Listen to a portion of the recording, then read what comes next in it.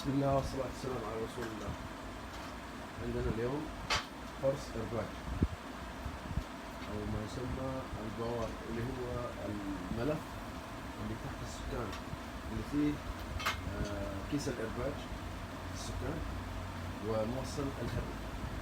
بالتالي فتحنا لقينا المشكلة إنه الشريط الداخلي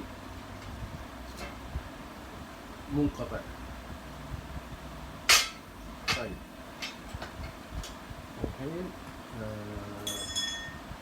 في عندنا محاولة إن شاء الله يصلح، هي إنه نعيد تلحيم الزاوية هذه اللي هي النقاط النحاسية اللي هنا في الشريط، نلحمها مكان النقاط الثانية اللي هنا زيهم موضح، وبنشوف إن شاء الله راح يضبط. أهم شيء إنك تراعي أول شيء قبل هنا تسوي ماركات على السكان وتقفل السكان. الخطوة الأولى قفل السكان، الخطوة الثانية لما تفتح الدرج لازم تسوي مارك إشارة بحيث إنه لما ترجع الشغل يرجع زي ما كان على المارك. إذا راح المارك ما استفدت شيء، ممكن تركبه ويفتر معك السكان وينقطع ثاني مرة. بالتالي لازم تركب أول شيء إيقاف السيارة، قفل السكان، بعد فتح الغطاء قم بوضع علامات ما بين العمود ما بين السكان نفسه. لما تفتح تطلع القرص حاول انك تسوي لك علامات بحيث انك ترجع على نفس النوع، لانه القرص هذا محدد على 4 اتجاهات، 4 لفات تقريبا. فيبدا مثلا من النص عندك لفه لفتين ويرجع لفه لفتين، ويبدا بعدين لفه لفتين يسار مثلا، لفه لفتين يرجع بالوسط. اذا انت حرفت الزاويه شويه بالتالي يزود معك لفة، إذا زاد معك لفة ينقطع معك قرص الإرباج ثاني مرة وكأنك يا أبو زيد ما غزيت. بالتالي الآن بنقوم إيش بتسخين الوايرات ووضع لحام إضافي عليه، ونحاول نشتغل بدقة وتمعن لأنه الاستعجال ما ينفع هنا. تمام، نقوم بوضع أول شيء لازم تراعي المسافة الوزن الاتجاه، بعدين لازم يكون الأوجه هذه الملساء من عليها الإضاءة. بالتالي لازم تشيل الوجه هذا، لا تشتغل لازم تشيل الوجه هذا زي ما وصلنا. لازم تراعي الاتجاه.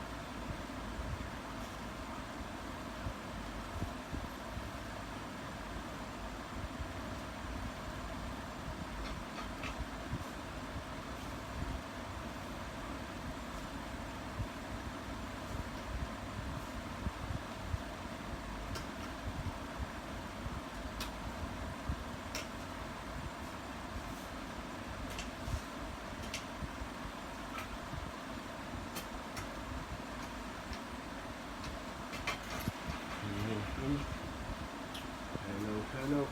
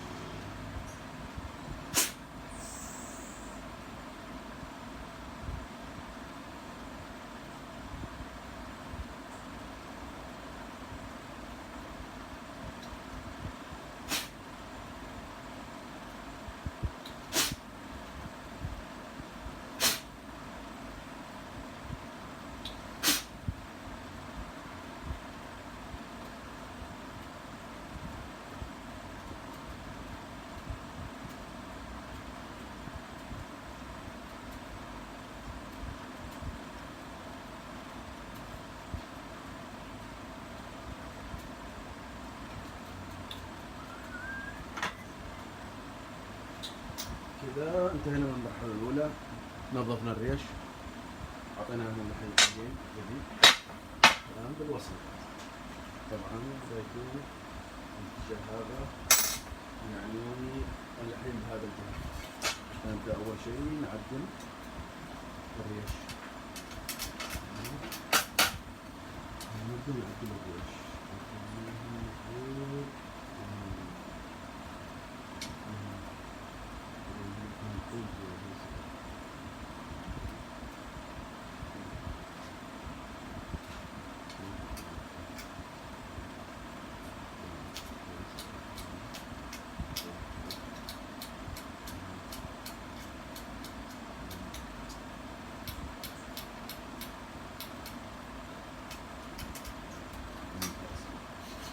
بنعطيهم أنفق الحين.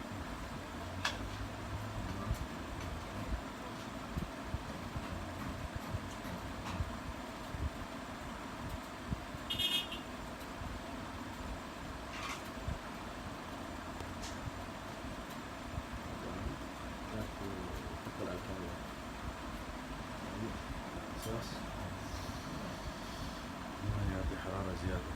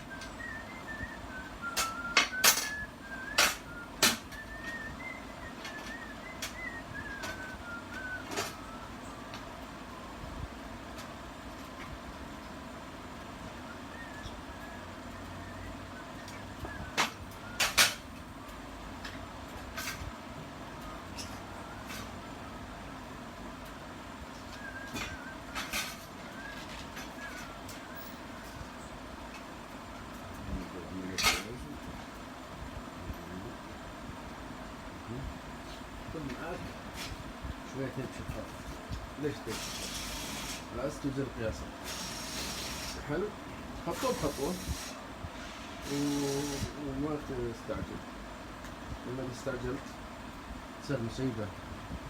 هذه الوايرات تماسات، إذا شبك واحد مع واحد قرص الإرباج بدون ما تسوي شيء راح ينفجر بوجهه أول ما توصل الكهرباء. فالعملية خطرة. أوكي كذا بس نفس الشيء شفاف. أقرر على أساس نفس مجراه من غير ترتيب.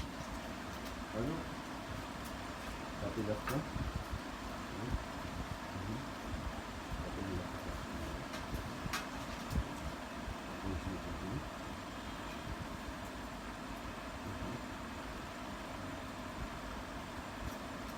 الرياش لازم تقطع الرياش، الريش ناقص، الريش موسع، الريش غير موسع.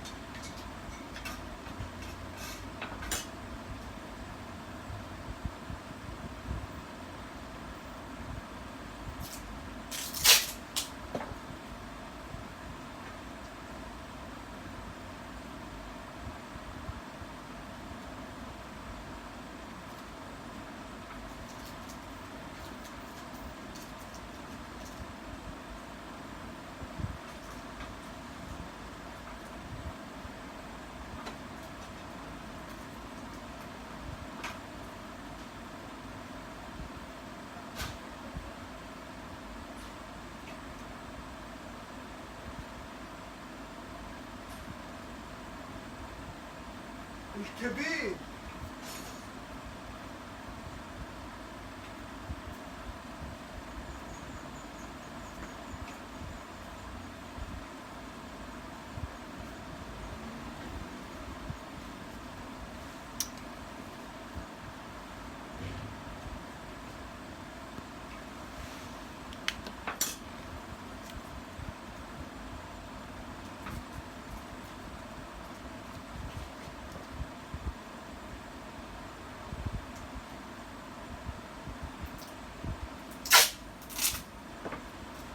وزنت ايش؟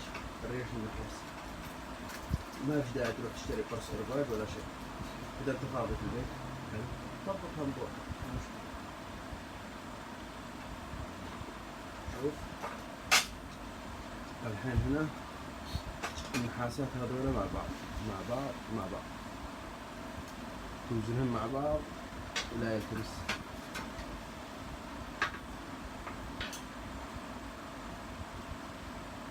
ممتاز. برضو عندنا ضغط هنا مش راضي يركب الشريط عادي، نزلناه بالتيب ما في فايدة. هذا خطير، لازم توزنهم.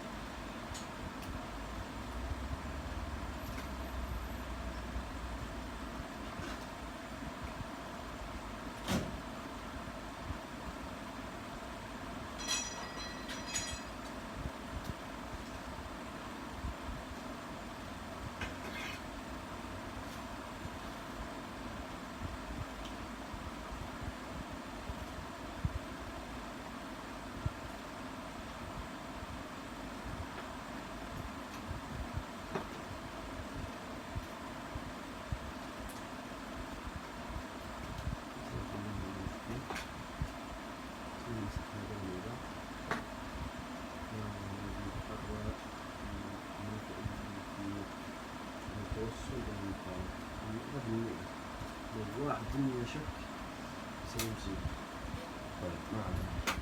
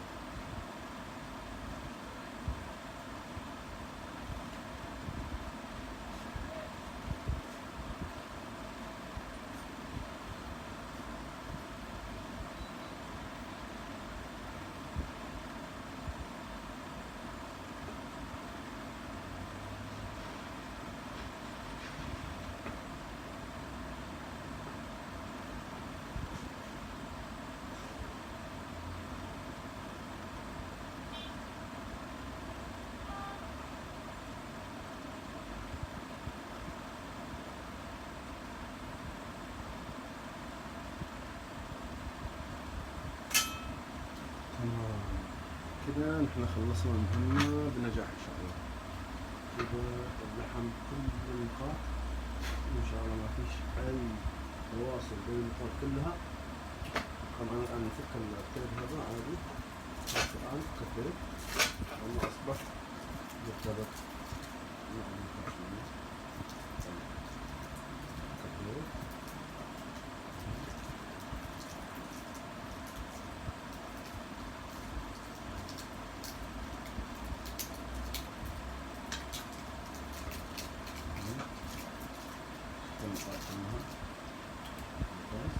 من باب أولى تحط سوبر جلو. كل واحد مننا يعرف السوبر جلو اللي هو الصين أفضل نوع الياباني، عملي وعازل. الصين هذا أفضل سوبر جلو سائل شفته يعني الشغلات الخفيفة مش الشغلات الثقيلة، يعني شغلات لا يتجاوز وزنها 20 جرام 25 جرام، مش تاخذ شيء وزنه كيلو تجي يمكن حملها ما ينفعش طبعا.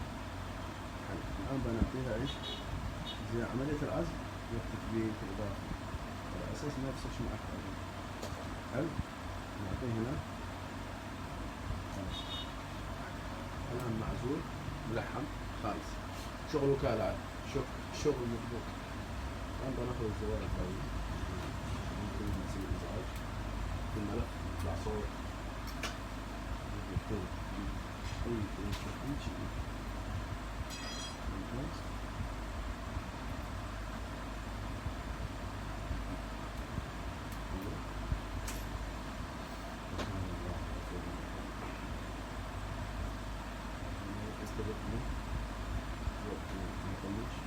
طبعا الآن انت ايش بتسوي؟ بتعيد لفها حبة حبة. حلو. هذا المارك الأول. بيتات يا شباب لازم تخليك دقيق، خطوة خطوة.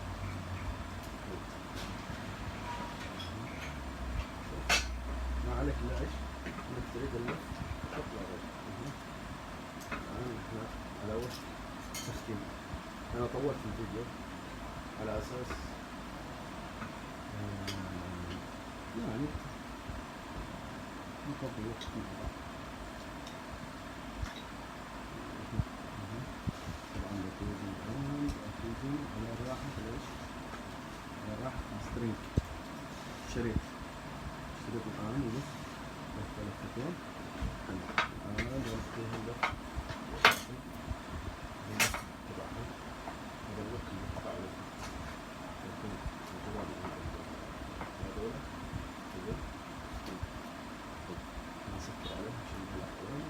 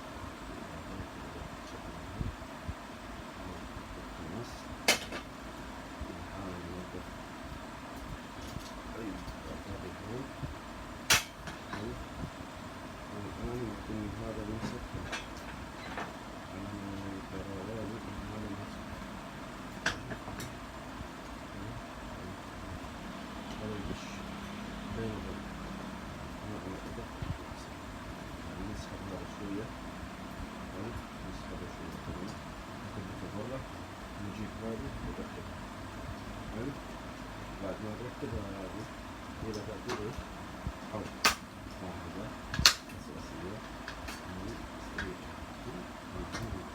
أنا القاعدة أساسية أنا فيها خطوط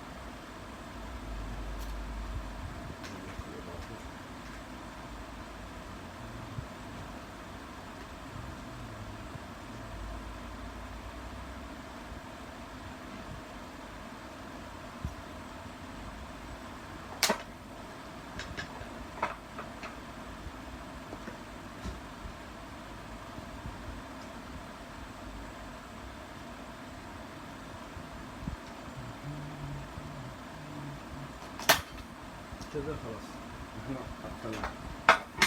الآن السترينج لوك جاهز. أعطيك نزل لفات 1 2 3 4 5 6 7 8 9 10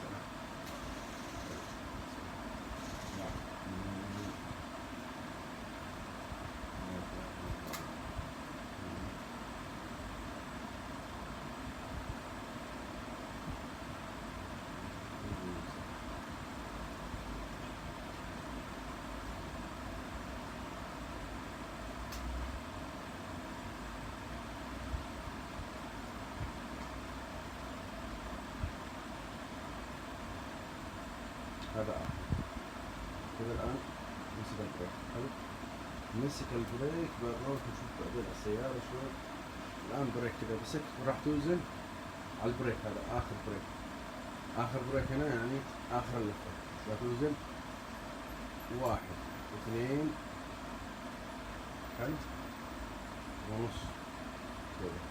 1 2 ونص. ذلك 1 2 ونص يعني بالزيادة والزيادة. ونتمنى منكم انك تدوس الاشتراك والجرس لمتابعة كل جديد. السلام عليكم ورحمة الله وبركاته.